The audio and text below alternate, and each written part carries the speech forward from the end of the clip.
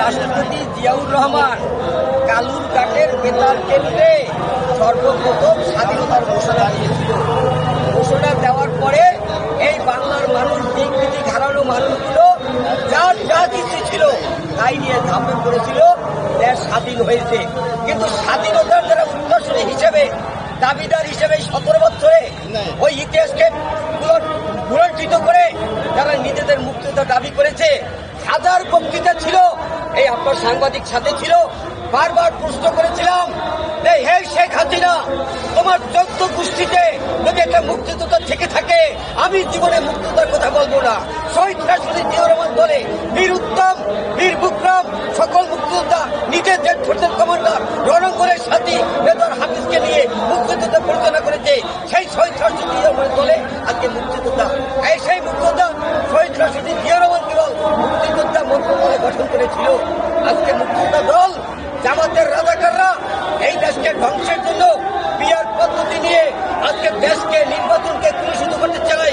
তাই আমরা সকল মুক্তিযোদ্ধাদের সন্তানদের নিয়ে আমরা রাজপথে দাঁড়াইতে চাই। ঐক্যবদ্ধভাবে দেশ এবং জাতির স্বার্থে, মুক্তিযোদ্ধাদের স্মৃতি রক্ষা করার স্বার্থে, দেশের সার্বভৌমত্ব রক্ষা করার জন্য আমরা মুক্তিযোদ্ধাদের সন্তানদের সুসংগঠিত করে বাংলাদেশে মুক্তিযুদ্ধের স্মৃতি রক্ষা করতে চাই। এবং এটাই হবে মুক্তিযুদ্ধের স্মৃতি রক্ষা করার, বাংলাদেশ স্বাধীনতার সর্বভৌমত্ব রক্ষা করার, দেশ এবং জাতিকে রক্ষা করার। যেই জামাতের হাতে আমরা পতাকা দিয়েছিলাম, সেই জামাতের হাতে মন্ত্রী দিয়েছিলাম মন্ত্রিত্ব, সেই জামাত আজকে 31 সালের স্বাধীনতার প্রতি কাজ করেছে। আজকে তারা 26 সালের নির্বাচনকে ভুলটুল করে সামরিক বাহিনীর হাতে ক্ষমতা দেওয়ার পায়তারা চালাচ্ছে। আমরা তীব্র নিন্দা জানাচ্ছি। এই আধা বছরের বিএনপি প্রধান দল থেকে এই সমস্ত দালালদের বাংলার মাটিতে আমরা কখনোই খাই দেব না, ইনশাআল্লাহ। জাতীয়তাবাদী মুক্তিযোদ্ধা দল আজকে সমাবেশ, মুক্তিযোদ্ধা দলের পক্ষ থেকে অভিনন্দন। আমরা মুক্তিযোদ্ধা দল আমরা চাই সুষ্ঠু নির্বাচন, সুন্দর নির্বাচন।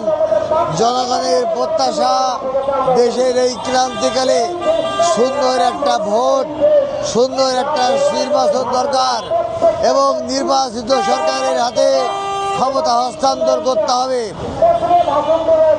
আমরা এই দাবি নিয়ে এই সমাবেশের জন্য আসছি।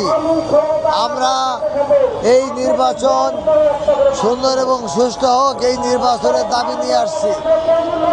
সবাইকে অভিনন্দন।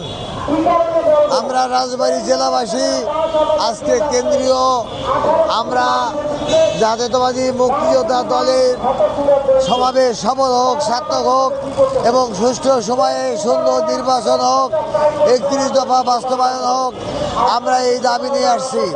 মুক্তিযোদ্ধাদের ভাতা বৃদ্ধি করতে হবে। আমাদের 20,000 টাকায় হয় না, 30,000 টাকা দিতে হবে। আমাদের চিকিৎসা ভাতা আমাদের দিতে হবে।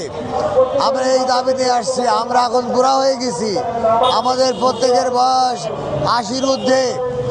আমরা দাবি নিয়ে আসছি, এই বাংলাদেশে আমরা যুদ্ধ করেছিলাম সুষ্ঠু এবং ন্যায়ের পক্ষে।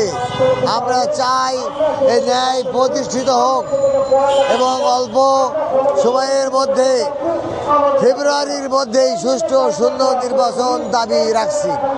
সবাইকে অভিনন্দন। আজকের সমাবেশ সফল হোক, সার্থক হোক। প্রিয় সাংবাদিকবাসী, আপনাদেরকেও অভিনন্দন জানাই। আপনারা সুন্দর করে আপনারা কাজ করছেন, এজন্য অভিনন্দন জানাই।